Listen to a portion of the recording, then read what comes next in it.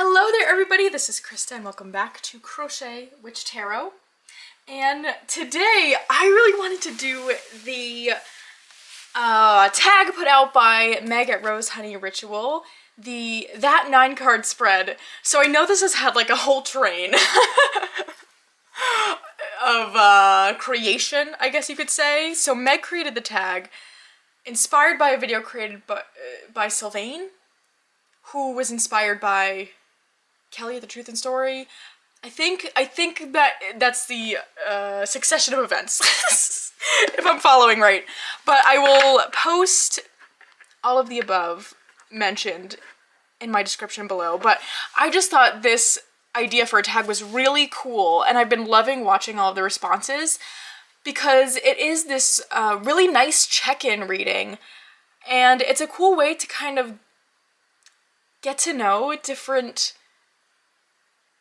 people on YouTube a little better. It's really a cool way to be vulnerable, but also to see how other people interpret the cards. It's like getting to watch this live reading, and I think it is interesting because while I think a lot of us across the board see our meanings for different cards pretty much the same, I do feel like how you read for someone else versus how you read for yourself can be very different. So, without further ado, let's get to shuffling the cards so we can do this 9-card spread. I am using my teeny tiny tarot today, which is for sure one of my favorites. I don't think we're gonna get a nice... I did learn how to shuffle, everybody. Let's take a moment for a round of applause. I swear I can do the bridge part. Okay, this... I'm getting nervous. I swear I can do it. It just... not this deck. Anyway, we're using the teeny tiny tarot. Also in part so that we can fit 9 cards hopefully on the screen. We'll see how it goes. I do have a habit of shuffling 7 times. I will riffle shuffle 4 and then hand over hand 3. Why? I don't know. That just seems to be what happens. Okay. So I have the spread written out Meg style on a piece of paper.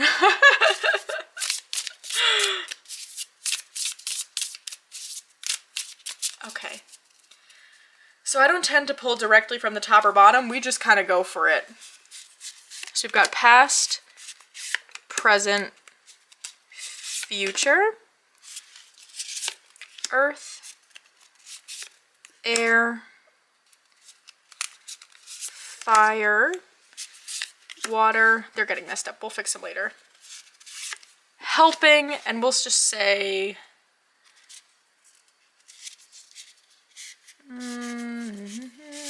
not helping. All right, let's fix this setup here. Don't you love the backs of these cards? I sure do. I sure love the backs of these cards. All right, we're gonna have to do some layering, I think. We were not too successful at this this setup, but I didn't want to zoom out too much so you couldn't see the cards. So let's just get started. So in the past position, we have the King of Wands. So something that is affecting me from my past. To me, this immediately says, almost looking at it as if it was in like a reversed or shadow position, an inability to feel like I'm in control of my own energy, my own ability to take action on things. And a lot of this is speaking to, you know, pre-ADHD diagnosis for me, which the first 20, when did I get that? 23? First 23 years of life? So quite a long time to exist that way, I suppose, but something that does really affect me currently from my past is still trying to figure out how to feel like I am the master of my own ability to do and create and move forward with things. Executive dysfunction is a real thing in my existence, I guess you could say. And that definitely, even though, you know, having the reasoning behind it really helps, but still kind of working through those feelings that came along with not having the explanation, not having that diagnosis to kind of back up these certain behaviors. All right, we're getting personal already. Love to see it.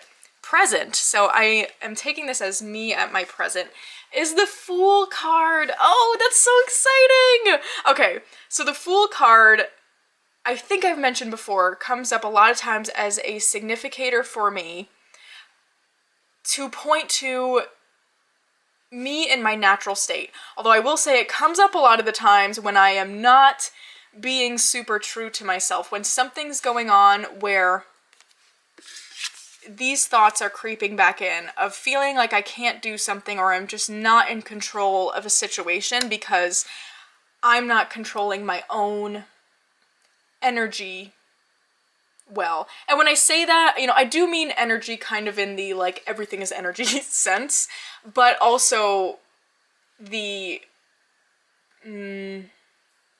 what am I looking for here? The, not literal definition, I don't want to call the other one not literal, but in the sense of, like, the difference for me of kind of, you know, existing sometimes in a hyperactive way or in a analysis paralysis type way. I don't think I'm explaining that well, but I'm hoping that makes some sense. So me at the present is, I think,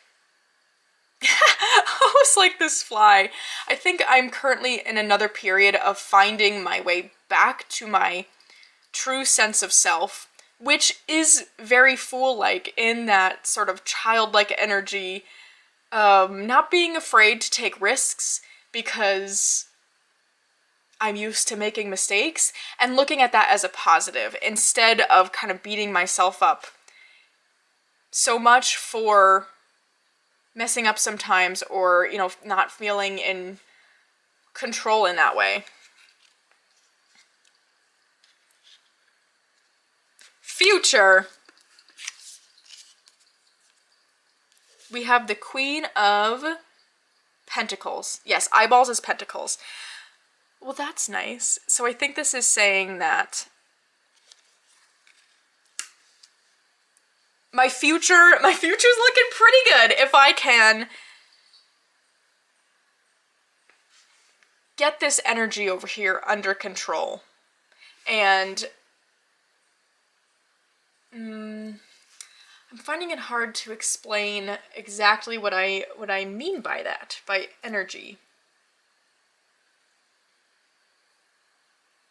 What I take action on versus what I don't take action on. Because something that happens for me, there's hair, I must remove it, with executive dysfunction is when I get stuck on it, I'm stuck in it.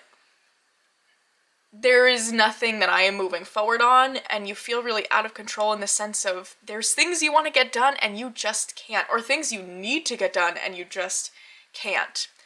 But when I come out of that feeling, sometimes I tend to go to the other extreme of, like, let's get everything done at once because I'm feeling good right now. And that can be dangerous too, because it leads to this cycle of kind of almost burning myself out. And so if I can find my way back to a better sense of self-awareness and a better just judgment of myself in terms of not judging myself for sometimes being in those positions and sometimes making mistakes, or, well, I say sometimes, I do tend to make a lot of mistakes because I tend to be inattentive, and that's okay. But if I can truly get to feeling like it's okay, my future's looking pretty good where I'm going to be taking care of myself. I'm going to be preserving energy for what I need to be doing or what I want to be doing, and not expending it in places where I just don't need to be. Because sometimes when I am not mindful, when I'm feeling like good and ready to go, I start doing things for myself, for everyone around me, and it's just this like whirlwind almost of like, I could get things done, yay! Let's start everything now. So, if I can come back to a balanced sense of self in terms of allowing myself to feel like I can make mistakes and feel like I can have days where sometimes things just don't get done, and know that it's okay, instead of being hard on myself, which results in the doing everything at once. I'm going to have a future filled with amazing self-care, amazing sense of self, and just being in control of that energy. Earth. So, to my understanding, the Earth symbol idea is all about our, not material goods, but, what's the word? Things that we can kind of exchange. I see it a lot of the times as energy, or things you can substantiate, I guess. So, in that position, we have the Three of Cups. So, immediately I'm seeing that as what is providing me stability right now, what is grounding me right now is friendship. How fun is that? I love that for me. So what I find really grounding right now are the things I'm doing with friends, and that has been something that's been recently really hard for me to come around to, especially when it comes to in-person interaction. I'm still getting used to being out in the world and socializing again. I am a natural introvert, so that's, to begin with, socializing is something that I don't do super often, but combined with the not being able to do it for so long, I found it really, really hard to just do something like make plans and stick to them. But I've been doing really well with that, and it's been bringing me a lot of joy, and I find that I have so many people in my life right now that I just really love spending time with, whether it's in person or virtually. And that brings me a lot of grounding to my day, with people who genuinely care about the things I care about, want to hear me talk about it, really let me kind of info dump, for lack of better phrase, because I have a tendency to do that.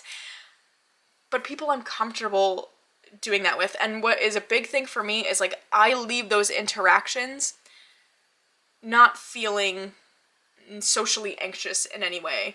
So I know that to me is what says, like, this is good and this is really grounding and stabilizing for me.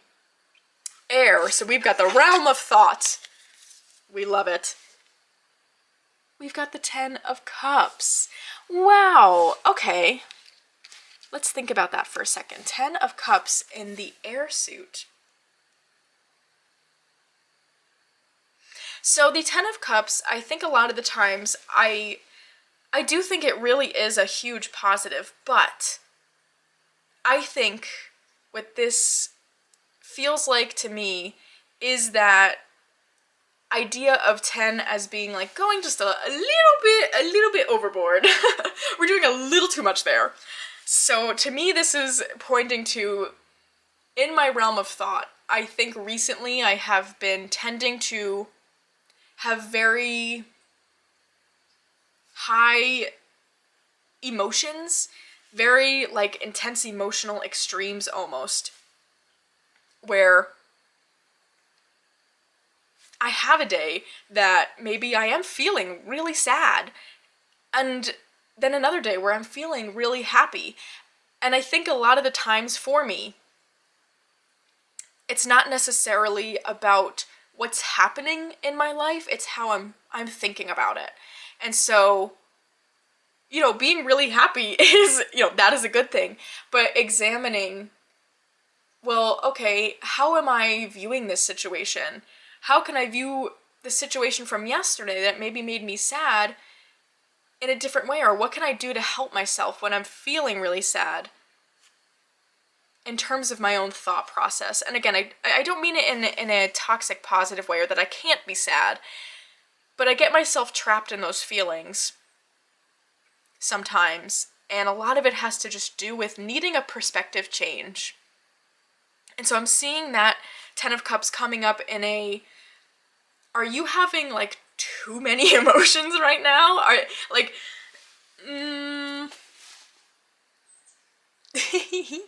I know I'm babbling a lot. I'm not even gonna say a lot through this. I'm not really used to, I guess, reading my cards out loud. So you'll have to excuse that just a little. Yes. Okay, I think our thought is done there. Ten of Cups, I'm seeing it as full emotion, but where the cup's overflowing just a little bit, and that could be good or bad. And I think for me, it's the perspective in my own thoughts. How are they affecting my emotions? Because that's a big thing for me, is how I'm thinking about something has a huge effect. Like I was saying, when I get nervous about making plans and just socializing, most of the time it's just about the way I'm thinking about it, because I always have a good time once I get there. Fire. We have, speaking of perspective, the Hanged Man. Let's move this out of the way for now. So what is affecting my ability to do? Again, I think this is pointing to a need in perspective change, and it really does tie in with the rest of this reading so far. That to me is really speaking to lately being down on myself when I am, I guess you could say, experiencing symptoms, or symptoms that can affect me negatively, of ADHD, and getting caught in that cycle of being hard on myself that formed before I had any sort of diagnosis or explanation for, why I am the way I am sometimes. And it can definitely be hard to break those kinds of cycles, but if I'm not taking action because I'm just believing I can't do something because I'm stuck in this, whether it's executive dysfunction or just fear, a lot of the times it has to do with, again, with my own thoughts, and I just need a perspective change. Because, even in just the past year, I've proven to myself I can do so much more than I ever thought I could. It's just the different perspective I need to see that and see, no, I can do this. I can jump off that cliff and take risks and have myself land really well.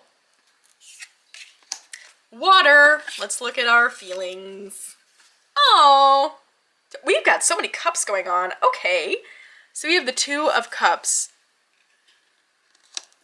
I think this, again, really talks to the relationships in my life really providing this sense of stability. So maybe when I am having these high emotions, needing to have that perspective change when it comes to those feelings, I can really look towards these strong relationships in my life that are always there to help me see things in a new way or explain things to me in a new way. I think that's all that has to say. Nice. That wasn't so scary. So what's helping me right now? Well, okay. We got the Moon. So, clearly, we've been doing some shadow work over here, or whatever you want to call it. I've really been spending a lot of time lately digging into why I do, not even why I do the things I do, why do I think about the things I do in a certain way when it comes to not being so kind to myself. And really, specifically not being as forgiving of myself as I know I am with others. And really taking a good hard look at that and working to really flip my own perspective on its head when it comes to how I look at me. So what's not helping me is Six of Wands. So, I mean, I think that could be as simple as just not celebrating myself the way I should. When I'm having a hard time doing something or feeling like I will have a hard time doing something, I have a tendency to get stuck. And then it brings back up these patterns of just not celebrating myself, not being very kind to myself, that I formed before I knew I had ADHD, and there was no explanation, and I just thought it was just this part of me that I was trying to fix but couldn't. And I've been slowly finding ways through examining these habits of trying to celebrate myself more and not trying to fix, because this is a big part of me that I can't fix, and I shouldn't fix. It's just me, It's not something that's outside of myself. It is me, just because there's a label doesn't, even if I didn't have. Gosh darn it, the battery died. I was saying. Oh no, I forget. I am learning how to, this is where I think I left off. I'm learning how to celebrate the ways that I am and not look at it as something I need to fix, but something I maybe just need to adapt to. Not even work around, that I need to adapt to. Because, this is real, this is me. And I shouldn't try and change it. I should really, I'm learning to celebrate. I think that's all we have to say on this. I think the battery dying was my cue. That was my cue. Stop talking over here, Krista. Alright, I get it. Anyway, I hope this was enjoyable and that I didn't just ramble for too long. I got a little nervous. Not gonna lie. But yes, I think we're gonna leave it at that. So, I hope you are all having a wonderful end to your week, and I will see you soon.